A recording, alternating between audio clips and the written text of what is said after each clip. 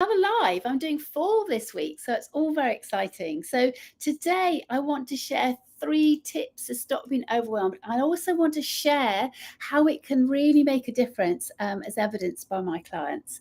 So this time of year, oh my goodness, is overwhelm quite a real thing? I am sure you have those moments. We've got finishing deadlines from work. We might be planning our 2024. Excuse me. We might got Christmas stuff going on. We've got school plays. We've got presents to buy, cars to write, entertaining to plan. It's a lot of stuff to do. So actually, if you feel overwhelmed, the first tip I want to share with you is celebrate it. Now, I know that might sound really weird. I know what it feels like. It feels horrible. However, if you're feeling overwhelmed, that is demonstrating that you're stepping up. You're wanting to do lots of stuff. You're not in that kind of relaxed, although we might wish we were all relaxed, that relaxed kind of zone out. We are not pushing ourselves when we're zoned out, although we need that time to recoup. However, so overwhelm. So number 1 tip is to just be celebrating yourself, that you are feeling like that you are wanting to do so much, you are wanting to make a difference, you are wanting to fit everything in.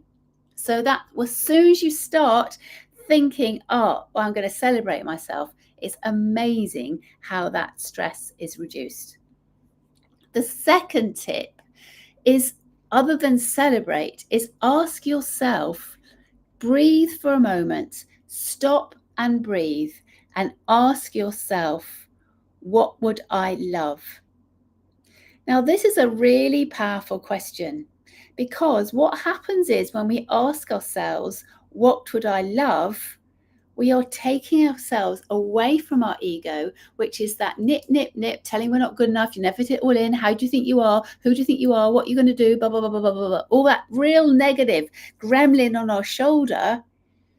When we ask the question, what would I love? That's your intuition, your inner genius, your guiding GPS that's telling you and giving you guidance as to what you need to do next. So ask yourself, what would I love? Because that is 100% from your genius and your intuition. And your body knows what you would love. And again, if you think of love, it's a very expansive energy. We feel amazing. When we get the have tos, the got tos, the shoulds, they're really restrictive emotions, and we feel it in our body as stress. So, number 1, celebrate. Number 2, ask yourself, what would I love? And then when you've done that, ask yourself the next question, what do I need to do next? Because overwhelm is when we feel we've got to do everything at once.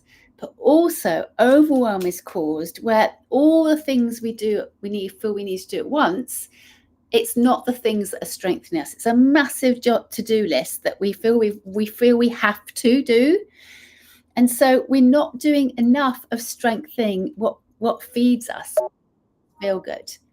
So asking ourselves what I'd love helps us get back into that's things that strengthen us. What would I love? I'd love to have some fresh air for 5 minutes. What would I love? I think I just need to go and get a cup of tea. It just breaks that pattern of overwhelm. So that's what I would really encourage you to notice. Celebrate yourself, stop, breathe. What would I love? What do I need to do next? And I'd love to share with you how this works out in practice. Now, one of my clients found it really difficult to speak up at a meeting. And this is what I do. I help leaders, and I'm passionate to end workplace toxicity, of which the boardroom can be a really toxic place. Every time there was a board meeting, he used to find it really terrifying. He didn't want to speak up. He didn't find his voice. He got frustrated with himself for not speaking up.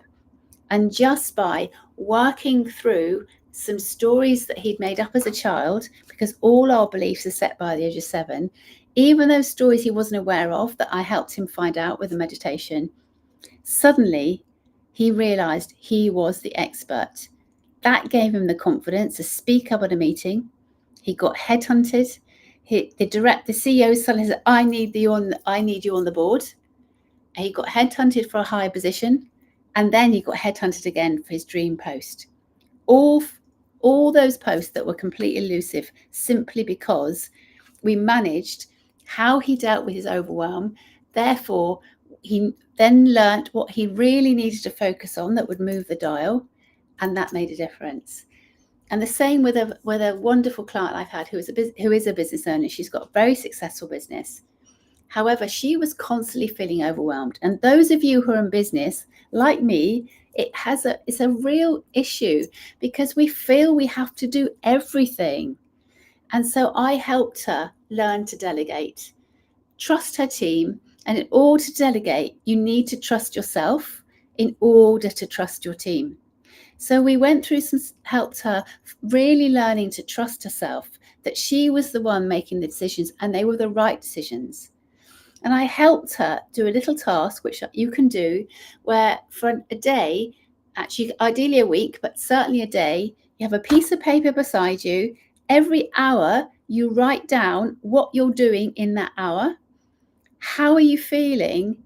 And if somebody else to do it. And that was a complete game changer when I did this, because I realized the amount of time I was doing emails, admin, all sorts of stuff. And now, I've got a VA and she's amazing and she does all that stuff. She loves it. So that relieves me for so much of the admin that I keep, obviously I guide her, I support her. She's now fantastic and just getting on with it. So having that exercise, it can be really revealing of the where you spend your time that is actually not using your expertise. Your expertise is X, and you're using Y to fill up your time sometimes. So that's another thing, learning how to delegate, trusting your team. And the other thing is boundaries. Boundaries is another thing that we can easily let go of. And with another client, I really helped her set her boundaries. And for the first time in 5 years in business, she took a holiday, which was amazing. She trusted her team through the work we'd done with helping to delegate to her team. She trusted her team. She even left her phone in the safe every day and didn't check her phone, which was just amazing. So she could be really present with her husband on the beach. And it was the first time ever for her. She'd had a whole week away for many, many years.